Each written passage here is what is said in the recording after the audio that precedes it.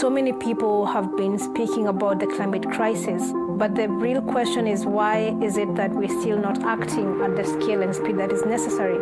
For 150 years, we built up a world based on the assumption that we can exploit the planet for free, and it translates to very dramatic impacts happening right as we speak. The climate crisis is a threat multiplier, which means it exacerbates existing inequities in our society. We need to remember we're on the same planet, and this is the planet that we need to make sustainable for the whole of humanity. Making much faster progress toward all 17 Sustainable Development Goals is the best pathway to a just future for all, and public-private partnerships will be absolutely crucial to this transition. We know that this transition will require a fast adoption of a lot of new technologies, and the question today is how to find the appropriate way to finance this technology. Younger generations are demanding a sense of purpose. They want to look at companies and say, I am investing with you all for this reason. The solutions are there. What we need is governments to regulate, to invest, and we need business to act with values. History will look at us, people, politicians, corporate leaders. These times requires not only solutions, but speed. There is nowhere else to look than the mirror. We are the ones that need to do this.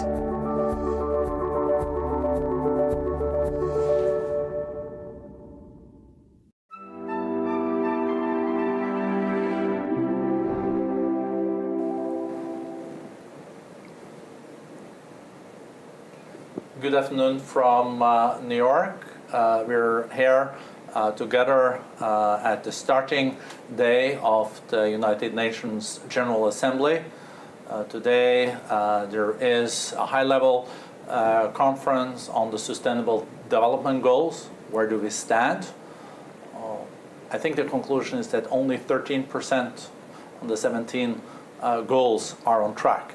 So there is a way to go until 2030.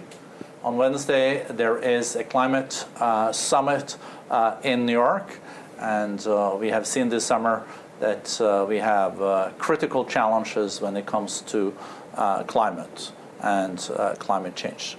We also are faced with a very fragmented world, so this panel will let us know on how we can try and achieve collaboration even in a fragmented world, because many of the challenges and problems that we are faced with do not travel with the passport, being COVID, being climate change. We do need to find solutions, even if there is great competition between nations. And we have a great panel with us today. On my right-hand side, we have Rania Al-Mashat, Minister of International Cooperation from Egypt. Thank you. Welcome, Rania. Thank you. And we have Sven Tore Holsæter, the President and CEO of Yara International. one of the large fertilizer companies in the world. And then we have Miroslav Lajčák. He's the former president of the General Assembly, also a decade foreign minister of the Slovak Republic, and now trying to make peace in the West Balkans. I don't know which of these jobs that have been the most challenging. But let me start with you, Minister Rania. You showed so much leadership in the run-up to COP27, and that was on climate change. And we know that there is a huge financing gap. If we're going to make sure that we have the energy transition that we need until 2030, I think there is a need for like $18 trillion US. And we even have a problem of getting the $100 billion US a year that was promised in Copenhagen 15 years ago. So where do you feel we stand on climate change, the run-up now to COP28 in the UAE, and is there movement on the financing side? Thank you, Borgi. And let me maybe start by saying that this week, ahead of the climate summit, there's the SDG summit. And this is not a coincidence. There's a very strong relationship between SDGs, development, and climate. They are not mutually exclusive, and this is a message that we were emphasizing at COP27. I think it's a message that we're hearing more of, and in order to fulfill the 17 SDGs, we cannot not focus and zoom in on climate action. The other very important point is that in order to move forward on climate, finance becomes key. And when we take a look at the type of finance, especially for developing countries, that is able to achieve development and climate action, here comes the concept of just financing. And just financing is to ensure that countries are able to get not just quantities of finance, but quality of finance, so finance that creates sustainability. And here comes, we've been discussing also today resilience, we've been discussing the conversation of collaboration, South-South collaboration and so forth. So the quantity and quality of finance is important. The second point is also to have additionality. So when we talk about the gap, as you mentioned, 100 billion was several years ago. What is needed today is much more. And the third point is that there needs to be affordability and access to countries. Now, when we take a look at the financing landscape, we find that most of the money has actually gone to the north rather than to developing and emerging economies. And that's because there's a regulatory and a background of environment which is less risk. There's bankable projects.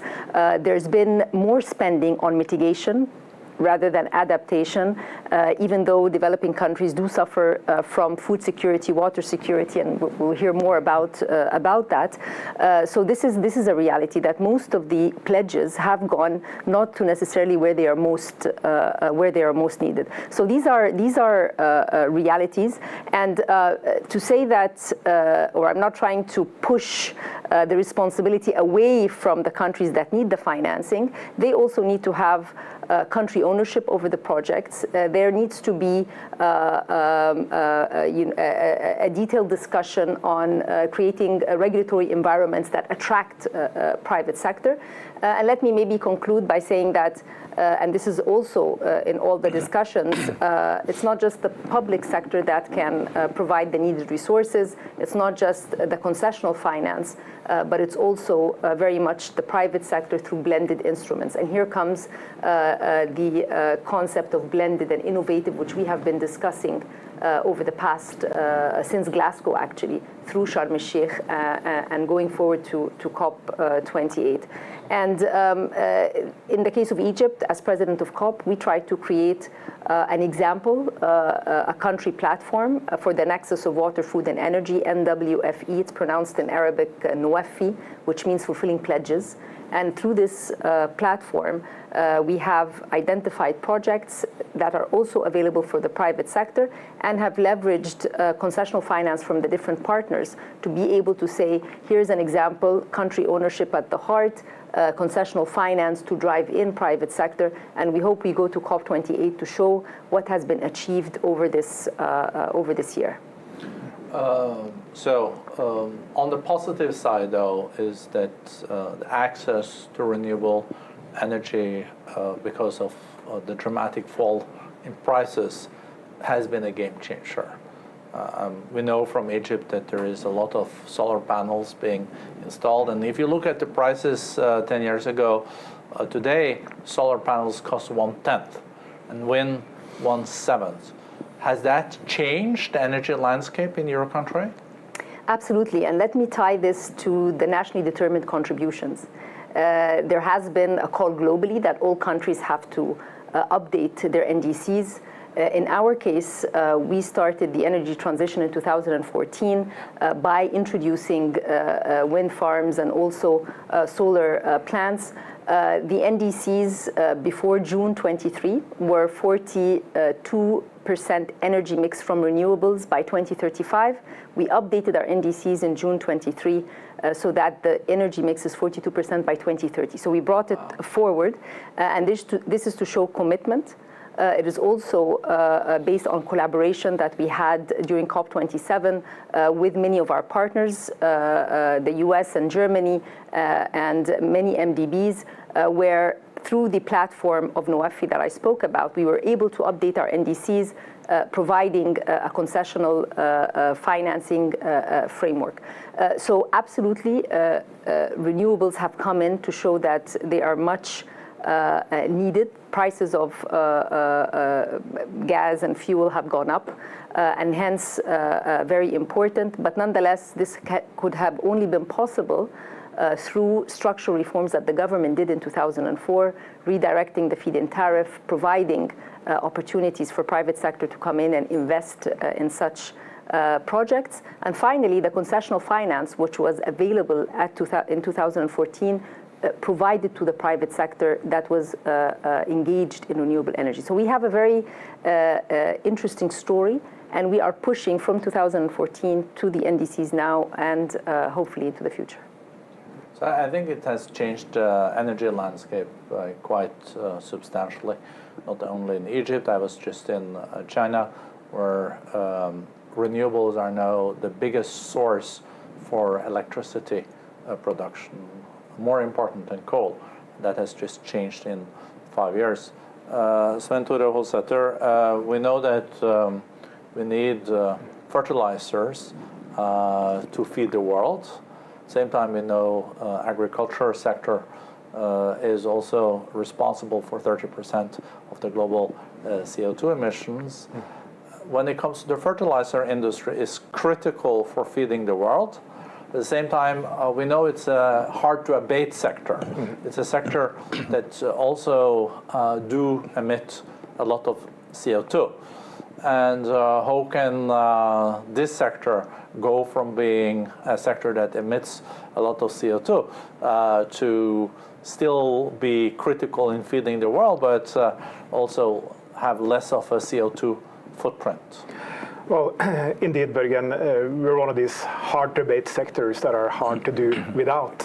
Half of the world's population gets food because of fertilizer. We need to provide nutrition or nutrients to the plants so that they can grow, and you know, we need energy in order to produce it. Why do we eat food in the first place? It's to get energy, right? And it takes energy to produce food as well. And in the production production process of fertilizer, yes, there are significant emissions, and we have to do something about it. And indeed, the industry has done a lot through the International Fertilizer Association. We're fiercely competitive for market share everywhere. But I think you're the president, aren't you? I was chair up until this summer, and I've been on the board for a number of years. Still am on the board. But there are some things that need to be in place, and our role in society as well, and where we, before we put demands on everyone else and what they need to do in reducing emissions, it's about reducing our own industry's emission as well. And we embarked on work together in the association to create a roadmap for reducing our own emissions, but also coming up with ways to reduce emissions from the application of fertilizer. And that's something that can be done pretty competitively, and where we need to take a lead in the industry. But with that as a basis, then we can start to talk about full value chains. How do we work with the farmers? How do we work with the food companies, the retailers, the consumers, and governments to look at the totality of this? And in reality, there's only so much we can do as individual companies. We have to do this in collaboration, doing full value chains, like what you're doing in the World Economic Forum as well with the First Movers Coalition. We should do something similar to that on food as well, where you support the pioneers with new technology to have a market as well to really foster and drive innovation throughout. And we are in the beginning stages. So this week, actually, Berge, we're now producing the first green hydrogen molecules that will then in turn now, in the next few days, be turned into green ammonia and green fertilizer. So it's a step on the way. No, congratulations on that. I think that I guess that hydrogen is part of the solution here. But as you said, there also has to be a demand then, and someone been willing to pay for a fertilizer that leaves less of a CO2 footprint. Is there a demand for that today? Not sufficiently, and here this is also a leap of faith that this has to happen, and with the carbon footprint that the total food industry has, it's not possible to reach the Paris Agreement unless we fix the food system. So, and in order to fix the food system, we need to change how we produce part of the products like fertilizer, and then we have to go to hydrogen. So what is going to come first? Are we going to produce it and then hope someone will buy it, or will we need to wait for demand and then build it? I think we have to trust that we have to do both at the same time. And as you said in your introduction, we're now, did you say 13% of the Sustainable Development Goals are on track, and we're more than halfway to 2030? That's quite alarming. And then it means that we have no time to waste. We have to work in collaboration and at a scale that we've never seen before. So then part of this is that we also from the industry have to get started on making these changes. We're starting up with production, show that the product is there, but then there has to be demand as well, and that has to be driven by consumers. It has to be supported by governments as well. The US is a good example now with the Inflation Reduction Act, where there's a co-investment to avoid a climate catastrophe. I think that should serve as an inspiration to many countries. But is this a change when it comes to producing fertilizers that you foresee in the future, or is it already a fact that fertilizers are being produced with less CO2 emissions than in the past, or is this an aspiration for the future? No. We've done a lot, and just to use my own company as an example, Yara International, we have reduced our emissions by 40% compared to where we were in 2005, for instance. Wow. And our R&D department in Norway actually came up with a catalyst that we're licensing to the rest of the industry that reduces CO2 equivalents of 30 million tons of CO2 every year. So from that perspective, you could say if we were a country, we would already have delivered on the Paris Agreement. But the thing is that we're not a country, and the world is not on track. So then we need to do more. But have all the fertilizers company been through that development, or can you buy like fertilizers that emit much more CO2 than other types of fertilizers? There are still very big variations in that. So we're at. And you don't get a higher price for those that have less of a CO2? Not yet. Not yet. So even if we have half the carbon footprint of the global average, that's not really something that is priced in today. But I think this will change in the future, and the whole industry is seeing that as well, and that's why the whole fertilizer industry is also supporting this pathway to reduce emissions. And there's a lot of great work done by a lot of companies in the fertilizer industry. But yet, yes, there are some fertilizers still being produced at way too high carbon footprint. And as you mentioned, the whole thinking around this First Movers Coalition that was launched in Glasgow by President Biden and also the World Economic Forum, and you were there, was to create a demand for the green products. It was having the big companies in the world, being on aluminium, being on steel, being on transportation, cement, fertilizers. If a big company says that we will only buy this if it's 25% green, then there is the demand and they're willing to pay for it. But today, when we are in a fragmented world, as we started with, I guess to get an agreement between countries that you create a level playing field in this is not that easy. But it's possible, and that's the great idea with the First Movers Coalition, because you create a market big enough to make changes that are large enough to create so-called tipping points where you can change industries, and you're opening up new opportunities as well. So we're part of the First Movers Coalition, first and foremost as an ammonia producer, where green ammonia can be used as a fuel for the shipping sector. So we're actually moving into a completely new segment. I mean, who would have thought we would do that 5 years ago? But we are, and that shows how fast the world is evolving now. And in addition to being in the fertilizer space, we're moving into the energy space to support the shipping sector to decarbonize. So a lot is happening in this. And hopefully there will be further technology breakthroughs in the years to come, as we have seen on renewables. Maybe we'll see even fusion breakthroughs. I think it might take a couple of decades. But so over to you, Miroslav Lajčák. You were the president of the General Assembly, also at a critical point for the Sustainable Development Goals. The MDGs, the Millennium Development Goals, we reached before they were due. That was really also about eradicating poverty. It doesn't seem like we're on track this time.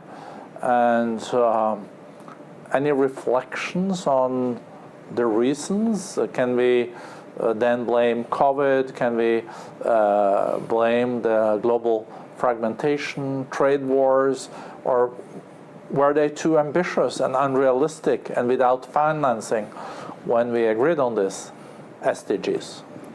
We can always blame somebody else, but we should start blaming ourselves, obviously. These are our goals.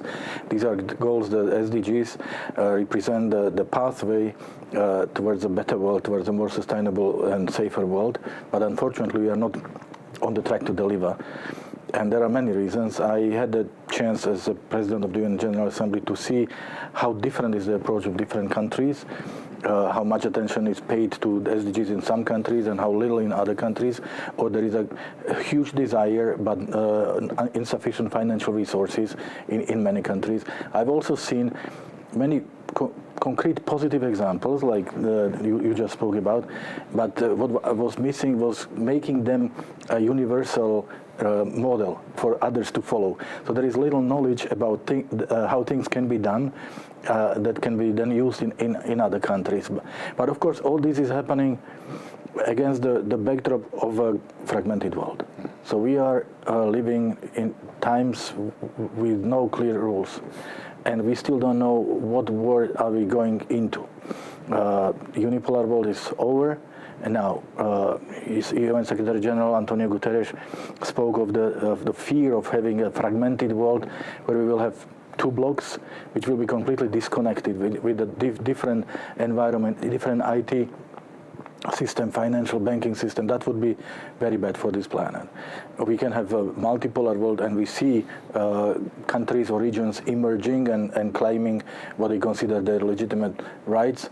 What is most important for me is not whether the future world will be bipolar or multipolar, but whether it will be rules-based or power-based. Yeah. And we really need to contribute, all of us, to a world where rules apply to everyone.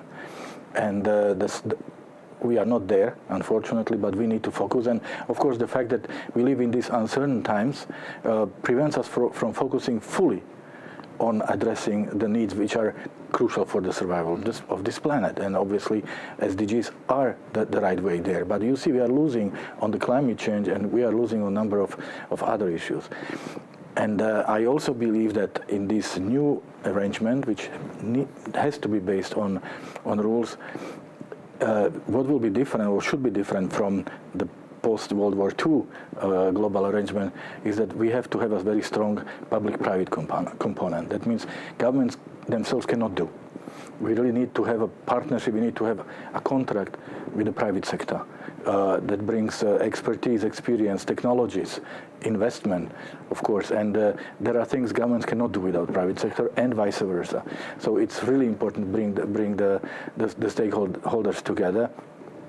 And I think it's becoming more and more clear that fighting against each other is really making us all lose on this global battle.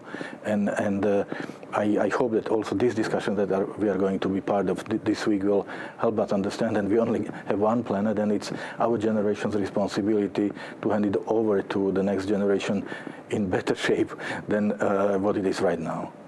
No, I couldn't agree more, but it seems like we're acting like we have like one extra planet in reserve because our footprint is not what it should be. Unfortunately, you are right, and it's still too much of us and them, and too much of talking about each other rather than talking to each other. I see also different countries or organizations being sort of locked in their own information bubble, where we talk to like-minded because we like to hear what they have to say because they say what we want to hear, but we don't interact enough with the others, and or we reach out to the others when we need their help, but we are blind or deaf when they reach out to us to ask for help. And of course, this is not how this can work. And I think the war in Ukraine is also a wake-up call for the transatlantic community to see that all of a sudden the reaction from the rest of the world is not what the community has expected. And this also helps to understand that maybe this is the price we are paying for being too arrogant or listening too little to these countries when they reach out to us. So it takes leaders, it takes responsibility. We need to be able to address global challenges. That we have no other option. We have no planet B, as Antonio Guterres likes to say. Yeah. And I think one of the challenges is also some of the developed countries, and for example in Europe, also are quite indebted. So their leverage is lower than it used to be. Then we also have seen some positive developments in some big countries. India had the G20 presidency, and there we are now seeing 8% economic growth. We're seeing that they're doing well when it comes to also being digitally connected. So how much do you think the policies, domestic politics, do decide on the growth opportunities and competitiveness and productivity of a country, and how much is based on external situations? Well, still too much. Still too much. We live in democracies. That means you go to elections every 4 years, and therefore, unfortunately, the majority of politicians is really thinking in terms of next elections rather than next generation, and therefore, we really need to build a coalition understanding what are the priorities. You can have political differences on a number of issues, but not on sustainable development goals, for example, not on fighting or countering the climate change and poverty and hunger. So that means we should not be in the situation that elections in one country, in an important country, can bring a fundamental change of the policy course, as we have seen, and this is obviously very, very difficult then to plan for several years or for many years ahead. So this is extremely important. But I'm very happy to see the successful Indian chairmanship of the G20, the fact that the countries of BRICS are more and more visible, because this also shows that there are groups of countries that have their say, and they want to be heard, and they also want to have their seat at the high table where the most important decisions for this planet are being made. And I think this is really important to understand, that we need the just redistribution of the seats at the table where these decisions are made, starting with the United Nations Security Council, obviously. Yeah, that's a place where there is less cooperation than in the past. There was something you mentioned, Miroslav Lajčák, that I think I would like to get comments from the two other panelists too. Is like you said that we cannot meet the SDGs without thinking out of the box, and there has to be more private-public cooperation. Yes, I think you're preaching to the choir when it comes to a lot of people watching this, but.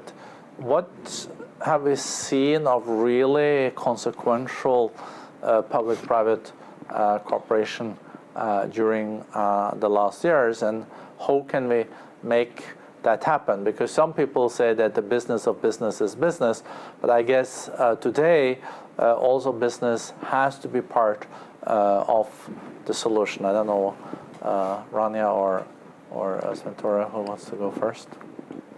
Well, yes, if we go some 50 years back with Milton Friedman and shareholder capitalism, then the business of business is business, but at the same time, Professor Schwab also came up with stakeholder capitalism, looking after also more than the P&L and the balance sheet, but rather the place in the societies where we operate. And I think that's deeply embedded in many companies right now. It's about purpose. It's how you attract people to work. It's what drives people every day. And at the end of the day, private sector will not prosper in a society that is not prospering.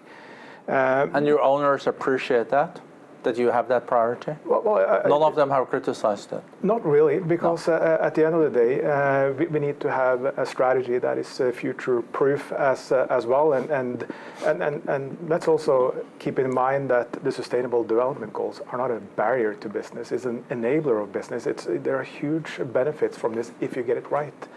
So we need to build on that and really see the opportunities and. Here, more needs to be done, both from the private sector, but also from the public sector. And how big a crisis do we need to see before we act? We saw strong response to the pandemic when we're all faced with a really clear, tangible danger.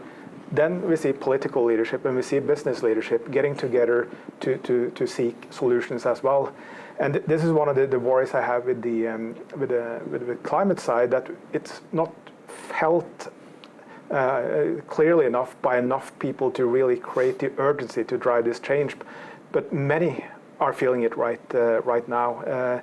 But worry here is that we're passing the tipping points where we have irreversible damage, and then the tasks that need to be done are exponential. So we really need to step up. And I mentioned the Inflation Reduction Act, what the U.S. is doing right now, thinking about putting incentives in place, thinking about a co-investment or an investment to avoid a climate catastrophe, where there's strong collaboration between the private sector and the government for green solutions and also to decarbonize. And we should and we need to see more of that. Indeed. Rania, you've been working a lot on this public-private cooperation. So a few points. In emerging markets and developing economies, the risk barrier now is quite high, given the implications of what happened post-COVID, and then the implications of the war in Europe and what happened to food prices, oil prices, and so forth. So there's a perceived risk which is quite high. And to be able to entice more private sector to come in, this is where more concessional finance to attract private sector is very, very important. And let me go to the G20, the outcomes of the G20, where it was mentioned that there's a triple objective for MDBs.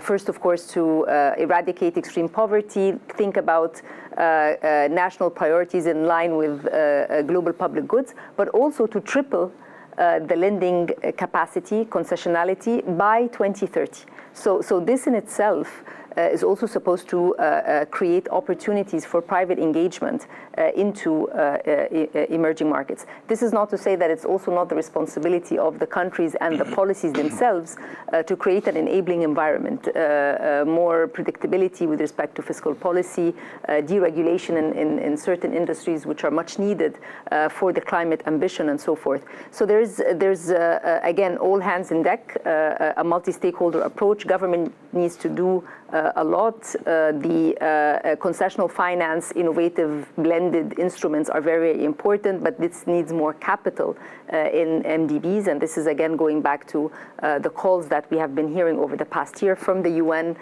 during the G20, and I'm sure it will also surface this week during the discussions. And then, of course, the private sector itself, purpose being the driver of most of what's happening. But overall, it's a very tight environment currently with the increasing interest rates to fight inflation everywhere, but of course disproportionately so to emerging markets. So I think we're, when it comes to the energy transformation, we are faced with many dilemmas at the same time. And we have built the whole industry revolution that we've been through for more than 200 years. We built on fossil fuel, and we now see that that has to change. But we're also seeing how difficult it is to change that overnight, because at the same time as we know that we have to emit less CO2, greenhouse gases, we know there are still 700, 800 million people that don't even have access to electricity. We know that also energy security and diversification is a big topic. So we have to decouple growth from growth in CO2. So are we on track to manage this? How much has to be done by technology breakthroughs, and how much can we do with the current technology and access to renewables? That's a very complicated question, but I think I go back to something you said very early on. The common denominator among all countries is exactly what you describe, but there's much more that needs to be done. We are nowhere close to filling the gap that has been identified. I think August was the highest degrees on record across countries. No, we are still far away from being able to fill that gap. But the key concept here, because of the disproportionate distribution of electricity or access or finance, is the word just. And we need to see how just financing can get to where it needs to go. the contemplation of what modalities of just energy transition can take place in different countries, so that this, two faces of the same coin, climate and development, do not come or jeopardize the trade-off itself does not jeopardize the trajectory for countries or the pathway for development in countries. It is a bit like squaring the circle, but at the same time, we are seeing more and more indications that the cost of inaction really costs us more than the cost of action now, because we are seeing climate change having so severe impact on the planet. But it's still, it is very hard to come up with common solutions, because also countries do compete and they don't necessarily look at it in the same way. And there are also differences between oil and gas producing countries, and those are big importers. Indeed, and it's also responsibility on several of the wealthy nations that have built that wealth based on the use of fossil energy to also support the transition towards a low carbon society. And I just came back from, or I was in Africa two weeks ago, and in an agriculture summit, and a lot of positive is happening in African agriculture right now. But it needs to accelerate even faster. A lot of the solutions are in place in terms of regenerative agriculture, but it will take an investment to get there. But with the backdrop now of US, of Europe, and other countries battling inflation, they're doing that with raising the interest rates, strengthening the currencies, but also weakening the currencies across many nations in the world, which means that financing is a challenge, and that's putting putting farmers in a very challenging situation, governments in a very difficult situation as well.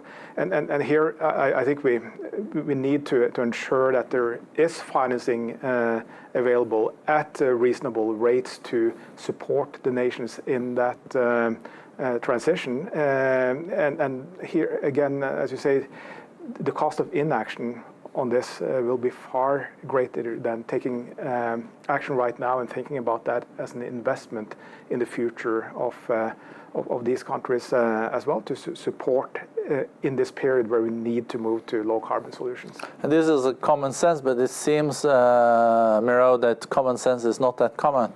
Unfortunately, common sense is rather a rare commodity.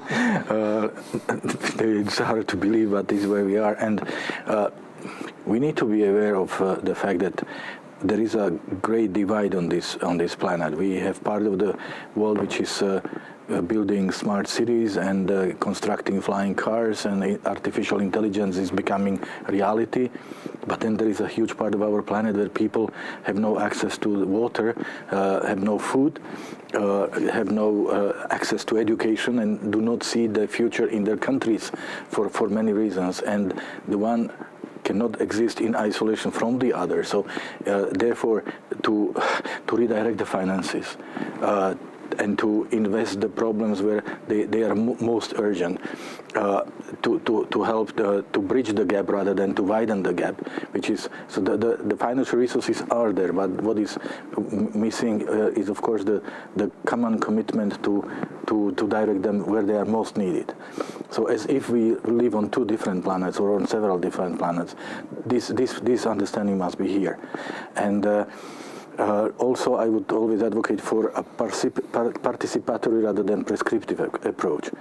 So if we agree on what the global goal is, we also have to give each other the freedom to contribute to this goal the way which best suits your country, your geographical location, your economic potential, so that we are not all equal by size, by many other indicators. So it's really important that everybody understands or agrees what our common goal is, but of course we do not have one prescribed approach how to get there. So and to get as often as possible the global leaders, political leaders, with the leaders of the business world, because unlike 50 years ago, many companies today are global companies, have global impact, and their decision really changes the planet, and it is therefore so much important that we are all on the same board and on after the same goal. That's extremely important. And I don't know, in the past we always had to come on the verge of a tragedy or almost the extinction of the humankind to understand that this is not the way. So that then we produced certain rules. How the current multilateral system was born, it was right after the World War II, and humankind said never again. So it looks like we again need to get on the verge of another tragedy to understand that common sense is what is needed. But I really hope we will not go that far. I really hope that there is a growing understanding. We need to act as one, and we need to act now, and we need to cultivate and strongly support that.